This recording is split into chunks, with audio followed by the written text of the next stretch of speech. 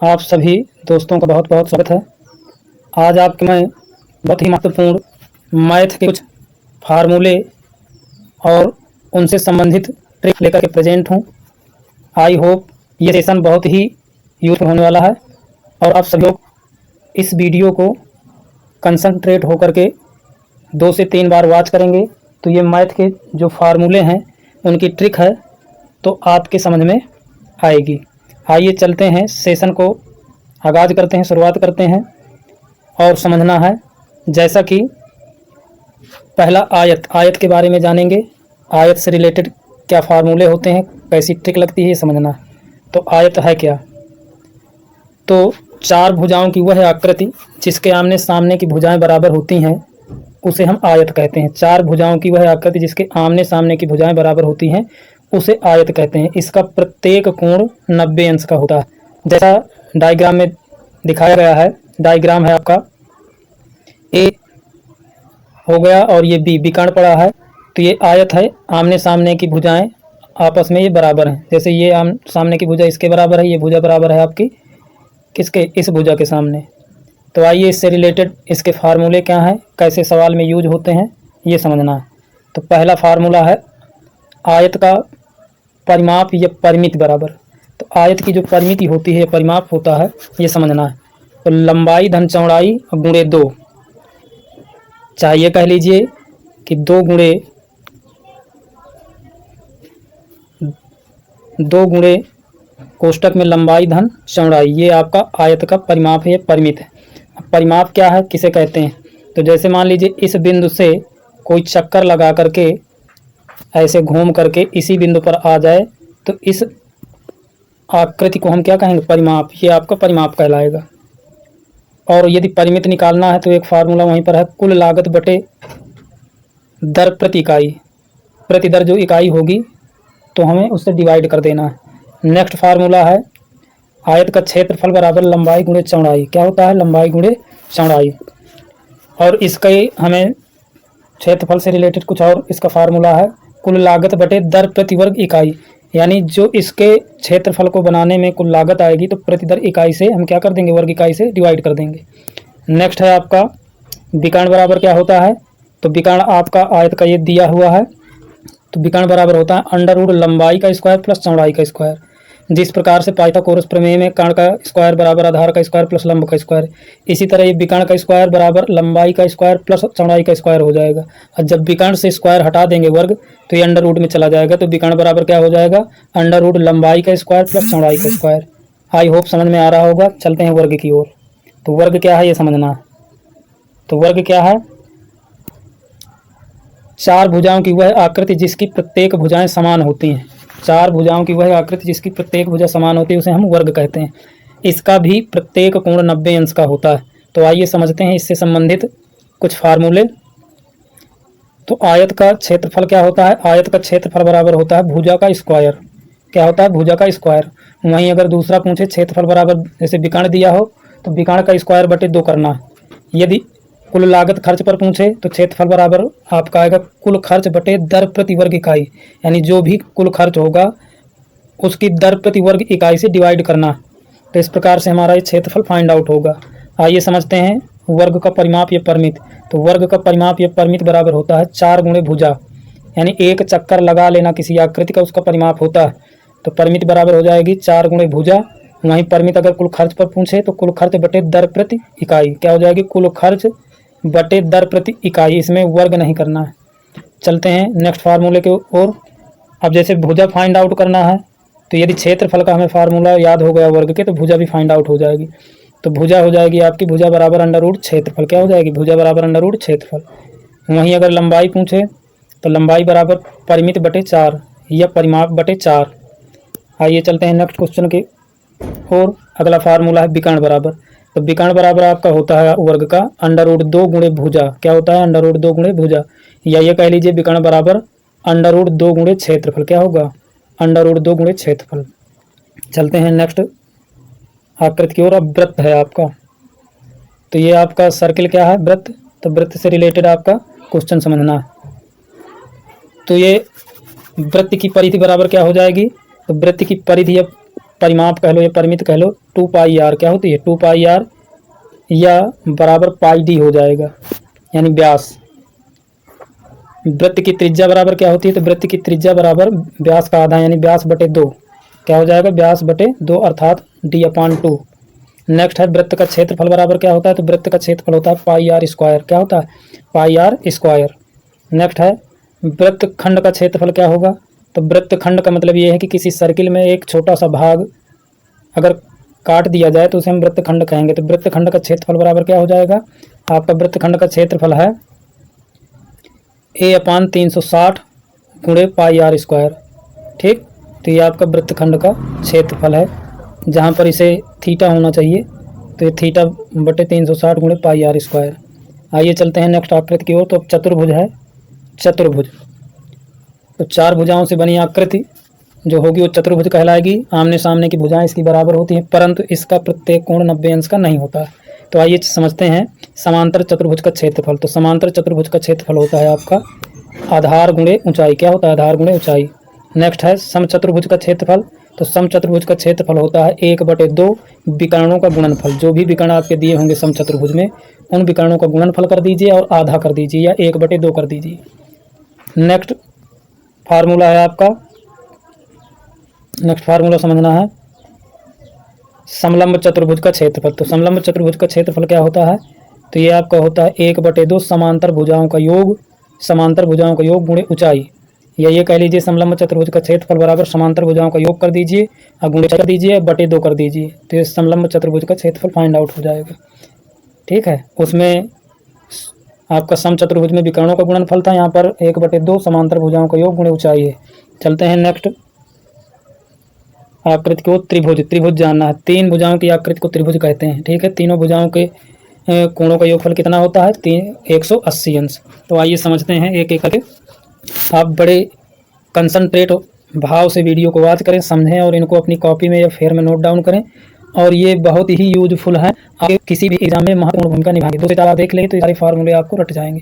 समझते हैं, किसी त्रिभुज का क्षेत्रफल जैसे निकालना है, किसी भी त्रिभुज का हो, चाहे समकोण त्रिभुज का हो, समद्विबाहु का हो, क्षेत्रफल के लिए √S कोष्टक में S माइनस A, दूसरे कोष्टक में आपको रखना है S माइनस B और तीसरे कोष्टक में S माइनस C। तो इस प्रकार से ये क्षेत्रफल फाइंड आउट होगा। यस क्या है, यस तीनों भुजाओं का योग का आधा होता है। तो यस फाइंड आउट करने के लिए भुजा A + B + C बटे 2 कर देना है, तो इससे यस निकल आएगा और A B C भुजा होंगी और इस वैल्यू से आपको किसी भी त्रिभुज का क्षेत्रफल फाइंड आउट हो जाएगा। क्लियर, समझते हैं निकाला।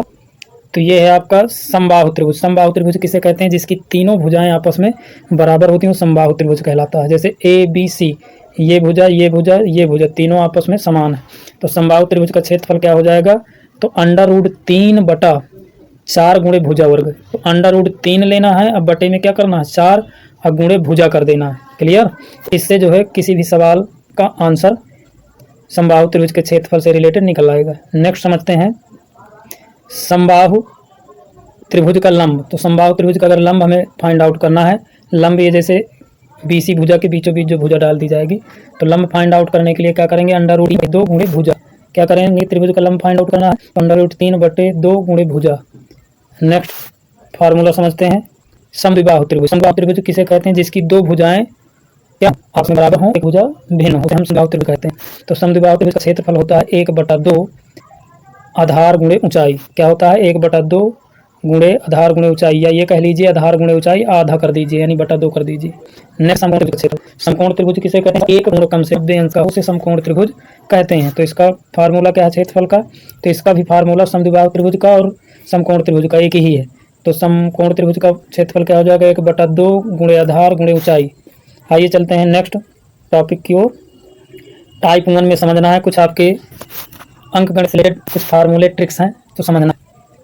तो टाइप में समझना क्या कह रहा है कि किसी आकृति के एक आयाम में, आयाम का मतलब भुजा कह लीजिए, आयाम में प्रतिशत वृद्धि है, x% की वृद्धि होने पर उसके आयाम में प्रतिशत कमी जैसे निकालना है, वृद्धि दी हो कमी निकालना हो तो क्या हो जाएगा, तो इससे क्षेत्रफल में क्या प्रतिशत कमी आएगी, तो जिसमें क्षेत्रफल का ना बढ़े, तो क्षेत्रफल ना बढ़ना चाहिए, तो कौन सा हम फार्मूला ट्रिक अपनाएंगे, x/100 + x गुणे 100, यानी जिसमें वृद्धि हुई है उसको आपको 100 में अपान में जोड़ना है।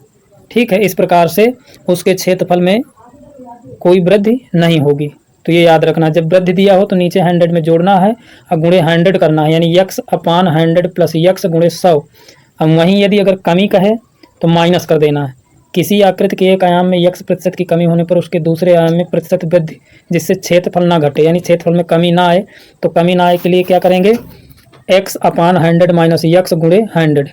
कमी के लिए हमें माइनस चिन्ह लगाना है, वृद्धि के लिए प्लस लगाना है।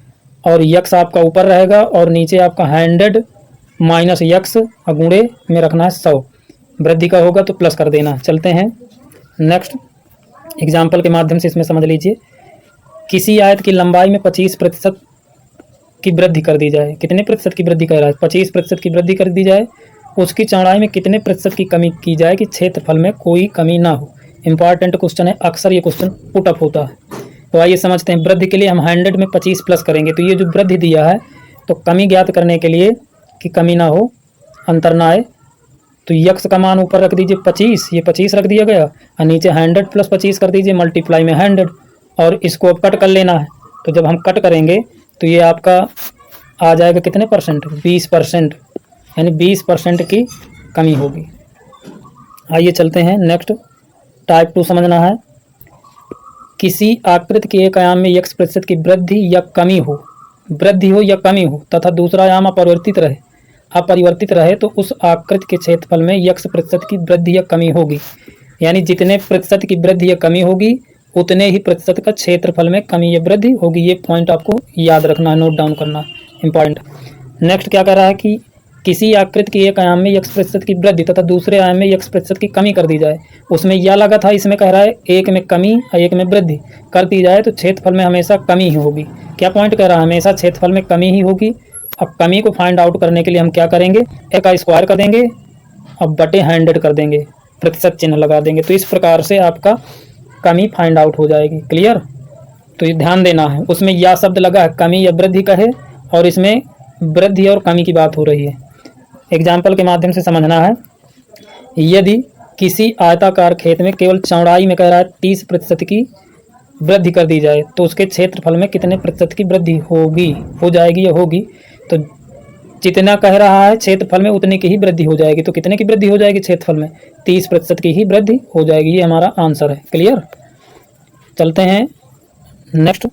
टाइप समझना, टाइप 3 में क्या कह रहा है, समझना इन पॉइंट्स को, ट्रिक को, कि यदि दो आयाम वाले किसी आकृति के, आयाम का मतलब लंबाई चौड़ाई से है, दोनों आयामों में क्रमशः कह रहा है x प्रतिशत तथा y प्रतिशत की वृद्धि हो तो उसके क्षेत्रफल में क्या वृद्धि होगी। जब दोनों में चौड़ाई में भी लंबाई में भी वृद्धि की बात आए तो हमें प्लस प्लस लेना है, यानी वृद्धि के लिए लिखोगे x plus Y plus XY बटे 100% लगा देना है। क्लियर, तो ये याद रखना है, वृद्धि के लिए हमेशा प्लस प्लस लेंगे, ये आपको नोट डाउन करना है। नेक्स्ट समझते हैं। जब कमी हो दोनों आयामों में, x प्रतिशत तथा y प्रतिशत में कमी हो तब क्या करना है, तो उसके लिए क्षेत्रफल में कमी लगाएंगे x प्लस वाई माइनस, अब माइनस यहाँ लेना है बीच में, XY बटे 100%, ये आपको याद रखना है। क्लियर, तो कमी के लिए माइनस चिन्ह का यूज करेंगे। जब आपको प्रैक्टिस सेट करवाएंगे मैथ का, जब डिटेल बताया जाएगा उस समय इन फार्मूलों का, इन ट्रिक्स का यूज किया जाएगा। तो आई होप इन चीज़ों को आप बड़े अच्छे से वॉच करें और नोट डाउन करें। चलते हैं नेक्स्ट पॉइंट की ओर। कह रहा है कि दोनों आयामों में एक आयाम में वृद्धि तथा दूसरे में कमी हो तब क्या करेंगे, तो वृद्धि के लिए हम प्लस साइन लेंगे और कमी के लिए माइनस, तो प्लस x माइनस वाई या माइनस प्लस का गुणा माइनस XY बटे 100%। तो ये याद रखना है आपको, यानी वृद्धि का है तो प्लस साइन के साथ लेना है और कमी का है तो माइनस साइन के साथ लेना है। क्लियर, चलते हैं एग्जाम्पल के माध्यम से समझने का प्रयास करते हैं। यदि एक वर्ग की भुजा में 20% बढ़ा दिया जाए या ज़्यादा कर दिया जाए या वृद्धि कर दी जाए, बात एक ही है, तो उसके क्षेत्रफल में कितने प्रतिशत की वृद्धि होगी। तो आप जानते हो कि भुजा जो वर्ग की होती है ए स्क्वायर होती है या भुजा का वर्ग होता है, तो इसको दो बार हम कर सकते हैं। क्या कर सकते हैं, दो बार कर सकते हैं। ए गुणे आपका हो जाएगा ए, ठीक है। तो इसको दो बार लेंगे तो वृद्धि में प्लस साइन लेना, प्लस 20 प्लस 20 प्लस प्लस का गुणा प्लस और ऊपर XY, तो 20 गुणे 20 बटे 100। जब इसको कटाएंगे तो ये आपका कट होने के बाद 44% फाइंड आउट होगा। तो कितनी वृद्धि क्षेत्रफल में हो जाएगी, 44%। आइए चलते हैं नेक्स्ट। टाइप 5। तो टाइप 5 में ये कौन से पॉइंट्स दिए हैं इनको समझना है। कह रहा है कि पहला है, यदि किसी आयत की लंबाई या चौड़ाई में या किसी समकोण त्रिभुज या किसी समद्विबाहु त्रिभुज के आधार या ऊंचाई अपने का n गुना हो जाए, यानी अपने का n गुना हो जाए, लंबाई चाहे हो n गुना हो जाए, यानी गुने में कोई भी डिजिट आ सकती है, 2 गुना 3 गुना 4 गुना, तो n गुना हो जाए तो उसके क्षेत्रफल में वृद्धि के लिए फार्मूला क्या लगाना है? आपके क्षेत्रफल के वृद्धि के लिए फार्मूला लगाओगे n-1 गुणे 100%। क्या करना है? n-1 गुणे 100%। क्लियर? फिर से एक बार पॉइंट समझिए। आयत की लंबाई या चौड़ाई या किसी समकोण त्रिभुज या किसी समद्विबाहु त्रिभुज के आधार या ऊंचाई अपने का n गुना हो जाए तो उसके क्षेत्रफल में क्या वृद्धि होगी, ये समझना है। तो n-1 गुणे 100 कर देना है प्रतिशत में। नेक्स्ट पॉइंट समझना है कि यदि किसी वर्ग के प्रत्येक भुजा या किसी वृत्त की त्रिज्या का अपने n गुना हो जाए, भुजा या वृत्त की त्रिज्या n गुना हो जाए तो आपको क्या लगाना है? वृद्धि n का स्क्वायर -1 गुणे 100%, ये लगाना है। क्लियर? तो आई होप आप बड़े अच्छे से समझ रहे होंगे और मैं समझा पा रहा हूँ। आइए चलते हैं क्वेश्चन के माध्यम से समझने का प्रयास करते हैं। तो दिया, यदि किसी समद्विबाहु त्रिभुज की ऊंचाई अपने की तिगुनी हो, यानी यच अपने की तिगुनी है तो उसके क्षेत्रफल में कितने प्रतिशत की वृद्धि होगी? तो हमें तिगुनी कह रहा है तो गुनी को हमें n मानना है। क्या मानना है? n। तो गुनी को n मानेंगे तो n की जगह फार्मूला चूंकि होता है आपका क्या, n-1 गुणे 100%। ठीक है, 100%। तो इस प्रकार से यहाँ पर रख करके हम 3 - 1 और जब घटाएंगे तो 2 आएगा, 2 का गुणा कर देंगे हम 100 से तो आपका 200% आ जाएगा। तो इस तरह से हम आंसर फाइंड आउट करेंगे। आइए चलते हैं टाइप 4 की ओर। समझना इसके पॉइंट क्या कह रहे हैं। यदि किसी आयत या समकोण त्रिभुज या समद्विबाहु त्रिभुज दिए हों तो क्या कह रहा है, एक आयाम में x% की वृद्धि तथा दूसरे आयाम में y% की वृद्धि हो तो उनका क्षेत्रफल या मूल क्षेत्रफल कितना होगा, ये समझना है। तो आपको लगाना है 100 + x गुणे में रखना है 100y बटे 100 का स्क्वायर, ये आपको फार्मूला नोट करना है। ठीक है, जब किसी आयत या समकोण त्रिभुज या समद्विबाहु त्रिभुज के दिए हों तो उनके आयाम में वृद्धि दी हो तब ये 100 + x दूसरे कोष्टक में 100 + y बटे 100 का स्क्वायर करना है। नेक्स्ट पॉइंट समझना है, एक आयाम में वृद्धि दी हो दूसरे में कमी दी हो तो कमी के लिए हमने बताया माइनस चिन्ह लगाएंगे। तो ये क्षेत्रफल का ये मूल क्षेत्रफल क्या हो जाएगा आपका, कितने गुना, तो 100 + x दूसरे में 100 - y बटे 100 का स्क्वायर, ये भी आपको नोट करना है। आइए चलते हैं नेक्स्ट पॉइंट की ओर। तो नेक्स्ट पॉइंट में क्या कह रहा है कि यदि किसी वर्ग की भुजा या वृत्त की त्रिज्या में x% की वृद्धि हो तो उसका नया क्षेत्रफल या मूल क्षेत्रफल कितने गुना होगा।